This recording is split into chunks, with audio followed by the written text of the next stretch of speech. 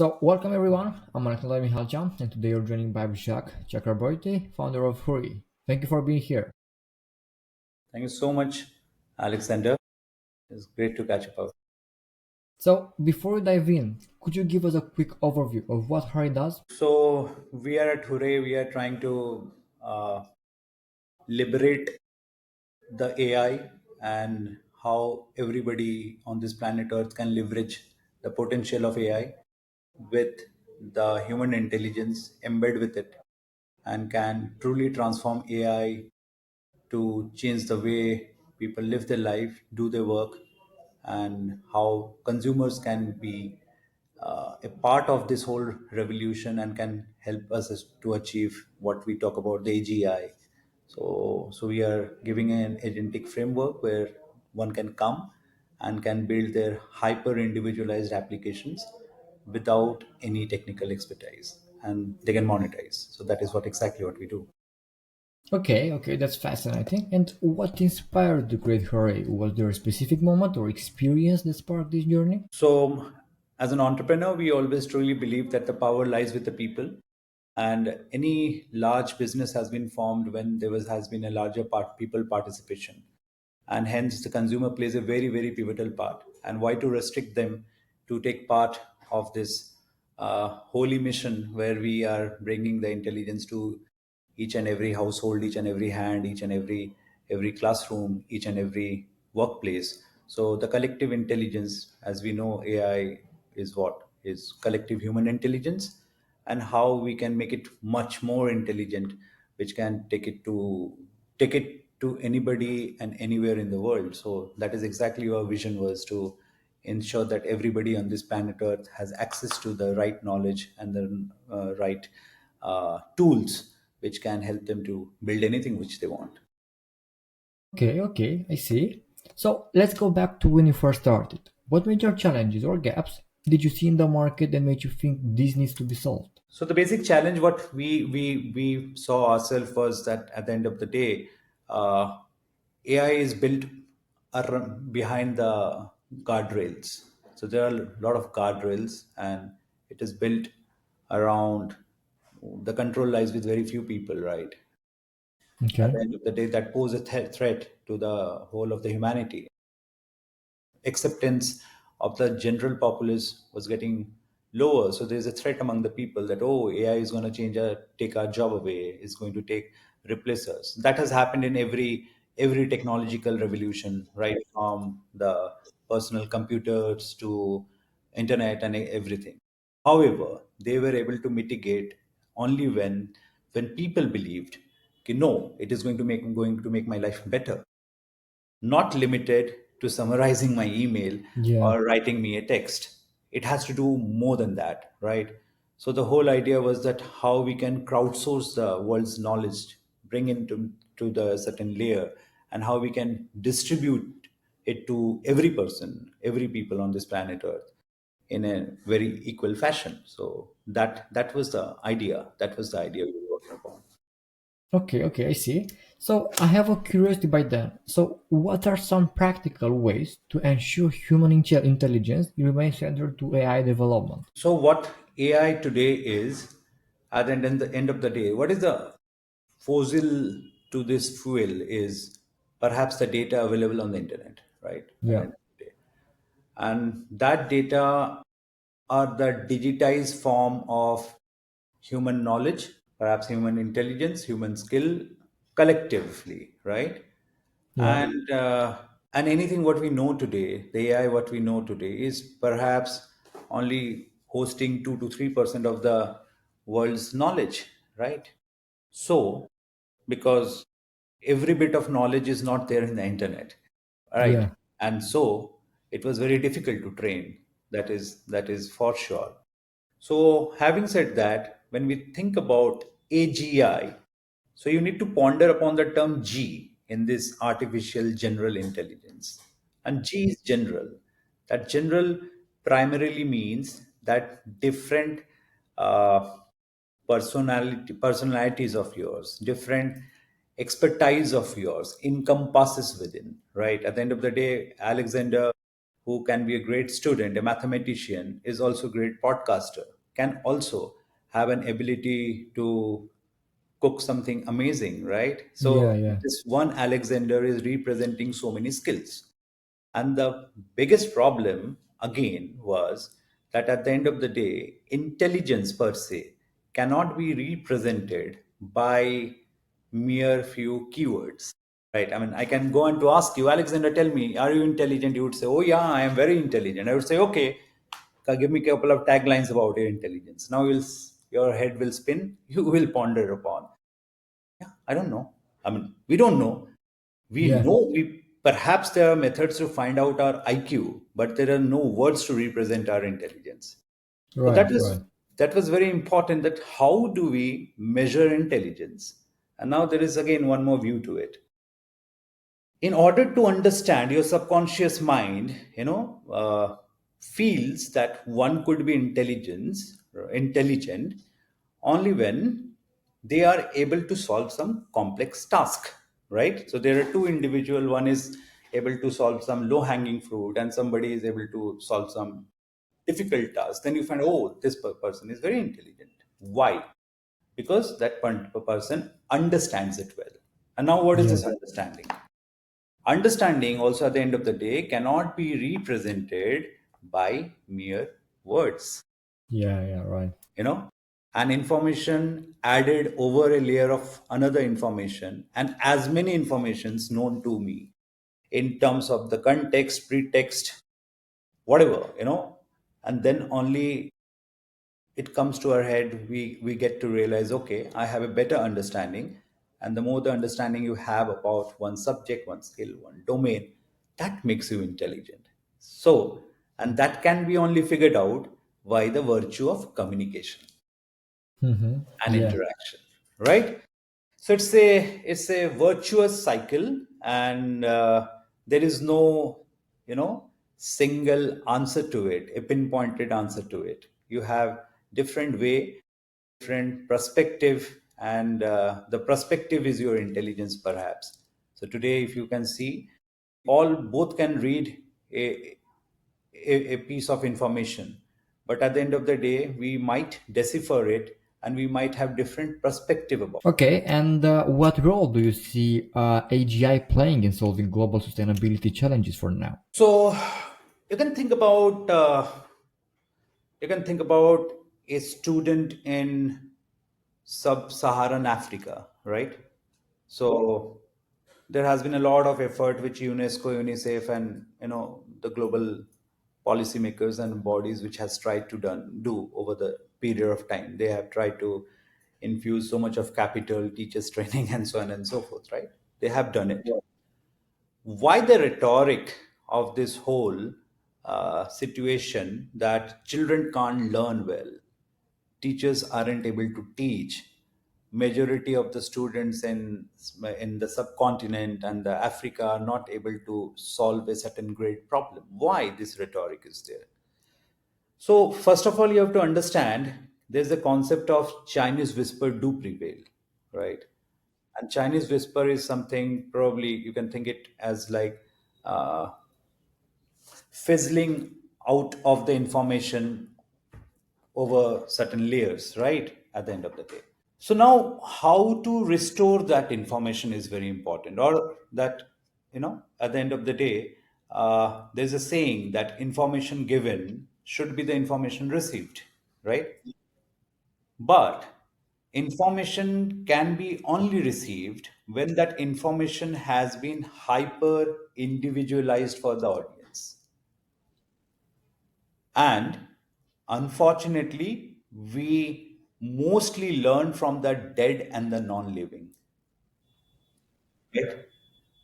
So, we can't go back and ask Shakespeare at the end of the day, oh, why did you write this line, man? He's not there, right? Right? Neither neither we can ask the probably the lecturer or probably the content creator why the hell you were saying this. Okay, so the ideal way for anybody to understand is based on their individual understanding, right? Individual ability. So knowing each and every audience is very important. So now when you talk about AGI, when this larger artificial general intelligence comes into the picture, it would allow a child in Somalia, perhaps, or in Tanzania, to understand anything about, say, theory of relativity, okay, in their own words, in the own meaning best known to them. And that should be the world we should be thinking to create, right? That is the world we should live on. So, where everybody has an equal access to opportunities, and where here opportunity is access to knowledge, and access to the knowledge based on their individual capability. So, that would AGI larger solve, because washing the dish, driving the car is okay, it's a good to have thing, but at the end of the day, the humanity can only move forward when uh, everyone is a participant as well as contributor to the growth of the knowledge, right? That's how it has been. Okay, and for example, how can we ensure ethical considerations remain at the forefront of AGI development? So, ethical consideration, which we are talking about, right? Correct. So, at the end of the day, where the power lies with one, certainly ethics could be manipulated, ethics could be tilted, twisted as per one's convenience, right?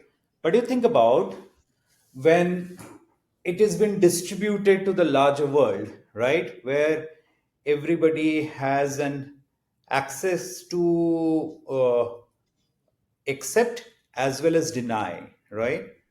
Would certainly so there's a piece of information which is not so true. So there's a section of people who believe in it, but there is a section of people who denies that about his existence or truthfulness, right? So at the end of the day, all we need to ensure, whatever the information, whatever the knowledge has been created, is viable to the larger audience, viable to the larger audience. And at the end of the day, you have to also leave audience to their judgment, whether they do believe it's true or to be not. Because we choose to pick whatever we do strongly believe. However, that belief should come with some rationals. That belief should somewhat with some pinch of skepticism, and you can only be skeptic, you can only choose to question when you have that wisdom to question, right? At the end of the day, you can only question things when you ponder. So your questions could be a well representation of how you think, as simple as that, I believe, right?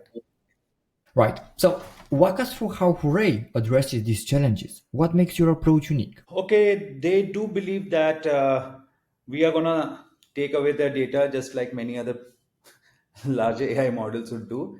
They are not very clear about how the layers to work. They don't feel that data will own to them, and they at the end of the day would love to build proprietary models over the AI infra. However, the current structure of AI deployment doesn't allow them to do that. So this is the primary problem which they strongly feel, and they do think that at the end of the day, all an AI can do is to read a document and give certain suggestions, and that is really not going to help them to achieve their business goals. So these are the common misconceptions, or perhaps the way it has been, the information has reached out to them, is the general problem what they they typically come up with. Okay, that's interesting. And when you talk to potential clients, what's the biggest misconception they typically have about what you do? So there were many while we are going for the official alpha launch in a couple of months from now. But all this while, last 2 years, we were trying to build a great product, because at the end of the day, the product is your hero. Execution, you can rapidly go ahead and execute, but if you don't have that ability to iterate, take suggestions, right? then it becomes very difficult. Okay, so as I told you, when we are going for the our closed alpha launch shortly, last 2 years we have been building our hero product, and what we realized at the end of the day, that it was able to solve a lot of problem. However, couple of problem. You want to hear a story of a cobbler or a corporate? I mean, there are two great stories which I can share. So, one is of a cobbler, right? So, a cobbler always thought that his life would end stitching shoes, right? There's a cobbler with a over more than 40 years of experience, 40 years of stitching experience, knows every nitty gritty about the shoes, okay, about the leather and exact and so on and so forth. We thought, how do we leverage? How can he leverage his intelligence rather as the commodity for his larger good, right? Not only Socrates should be relevant, even a cobbler can be relevant. For whom? Maybe not for you and me, but somebody who is trying to learn about leather technology, perhaps, right? Shoemaking, perhaps, at the end of the day, a shoe store who would like to have an expert comment, expert customer service experience based on the expertise of that cobbler.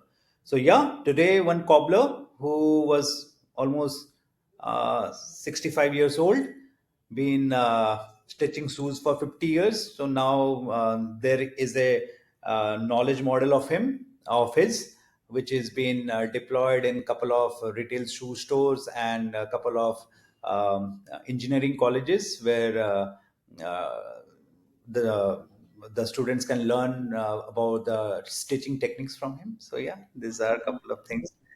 And the corporates, a couple of corporates, like for an example, there's a large Fortune 500 company who were struggling to find out the right mathematical way to appraise their employees. They tried all the legacy models, they tried all those agentic models, they weren't able to fix the problem, because at the end of the day, every models works in a silos, every competencies works in a different silo. So one can do a screening, the other can perhaps give you the summary, and somebody else can do that, somebody else can probably figure out the job requirement. So we allowed them to give them the customized roadmaps and the expertise agentic actions which were humanoid to a larger degree, and they were able to execute the same thing within no time. So it's a Fortune 500 company and they went for the production. So this is a couple of stories which I can share with you. So in this story you can think about a very very basic person, right? And who was able to leverage, right? And similarly, a large corporate who has everything, but at the end of the day, we're not having that conviction to solve a problem all them by themselves. So we just gave them the tool and the know-hows to do that, and they did it. So I believe that's how the world should look like. My mother is a classical example. Before she was using any smartphones, she was very very much paranoid. Oh, I can't use it. But the day the phone reached her hand today, I think she knows more about a phone than what I do. So that is the power of letting people, allowing people to do what they want to. So that's it. As a technologist, I do strongly believe, give the power to the in the hands of the people, of course with some certain control measures, and let the magic unfold. So security is going. Also, could you share a specific success story of a client who saw significant results using your solution? So security is going to be a concern of the next decade. So certainly a lot of things which are going to work on the side of the security layers to be built.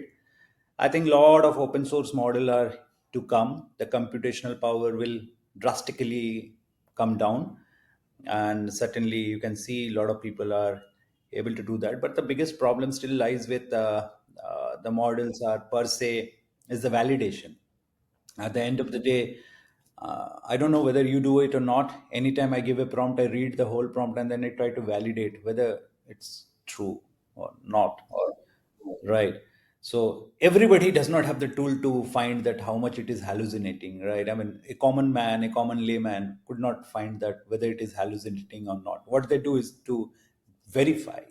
verify based on their prior experience, or they try to reach out to some expert which they know, and everybody is not blessed to have an expert around, right? So that is what it is. So because at the end of the day, uh, you know everybody is consuming something or other, right? So so almost if I draw the analogy of Pareto principle, 80% of the people are perhaps consuming, and 20% of the people are probably are the are the one delivering, right? So the world is always in shortage of the knowledge, right? And I don't limit knowledge to a classroom or a school.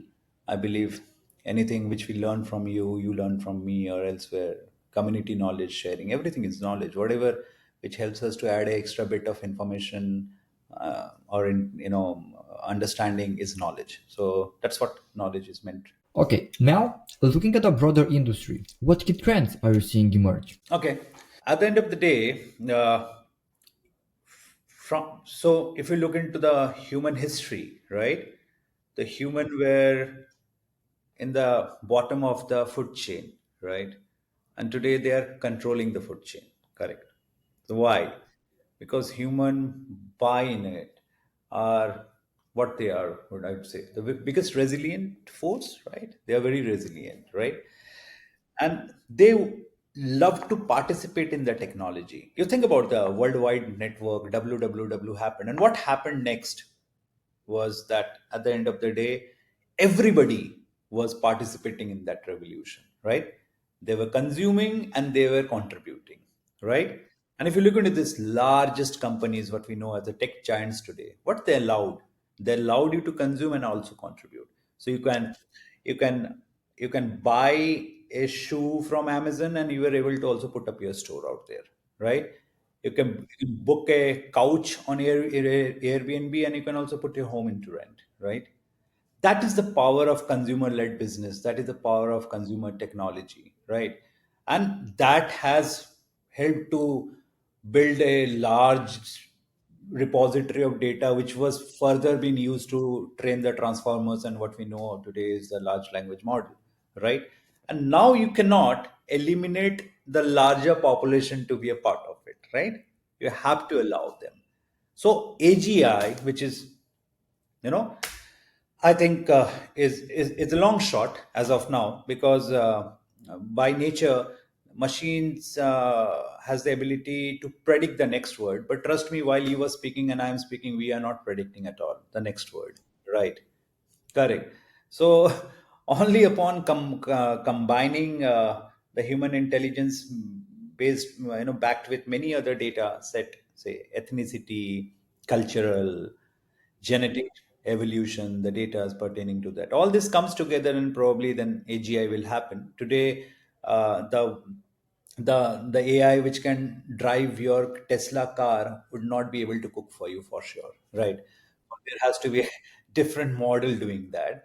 However, if think about that, that the one who is driving your car can smell some nice vegetable, or some aroma around, would not pick it and give it to the one AI who is cooking, right?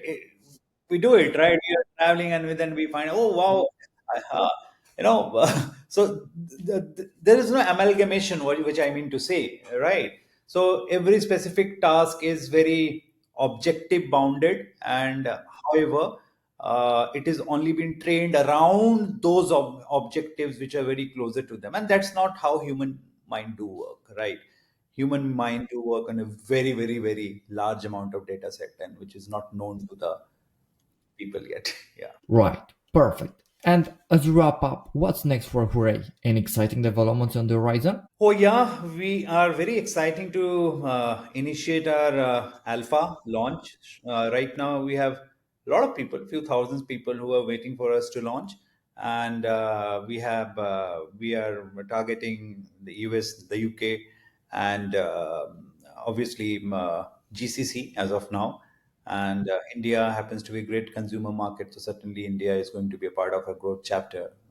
We being Indian, certainly India is on the priority in terms of fine tuning, further fine tuning the deficiencies in the model.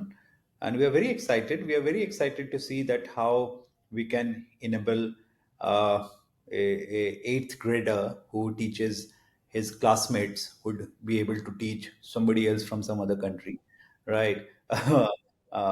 Some more cobblers, right? More Michelin star chefs coming and cooking it for you.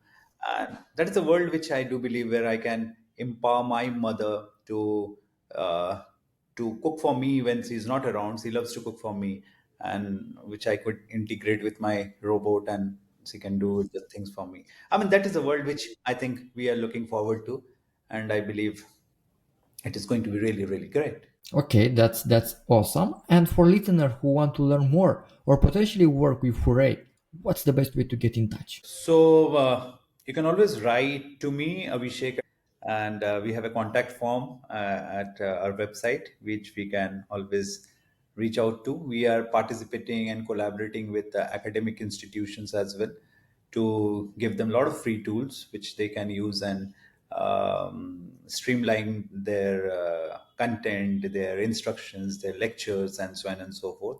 So we are very open to work with the academicians and uh, knowledge herders, the subject matter specialist, where we can demonstrate more compelling use cases. Say for an example, a doctor who knows 100 ways to cure, identify a disease, perhaps, or a chef who would know 20 ways to make different cuisines from a vegetable, right? And and so on and so forth, right? At the end of the day, so we are looking to solve real problems which the people can relate, and we should be agile enough to help them to solve their own problems by the because it's very difficult to pick up one problem because there's so many problems, right? There is, and all the problems are interlinked and intertwined, right? So in order to solve one problem, so we may be very free, but the next solution, so the next step to solve that problem could be very expensive. So what is left with that audience, what is left with that user? Probably not able to solve the problem, right? So we are looking to democratize probably problem solving and liberate people with the ability to solve any problem. So I believe that you have a swanky car outside in your garage and you don't know to drive. It's as good as not having that car. So I think we should liberate more than what we say democratize. Great. Thank you for sharing those insights about you, about your company, and about the whole story. And thank you for this amazing podcast session. Thank you so much, Alexander. It was very nice, polite, and more than happy to collaborate further. We would love to individualize your audience with our algorithms. You can use Hure, and you can help every audience of yours understand the way they want. They can. So the message given will be the message received, and I think you are doing a great job. And do let us know in any ways which we can help you with to expand your network. And you're doing a wonderful, terrific job. And I wish you all the best, Alexander.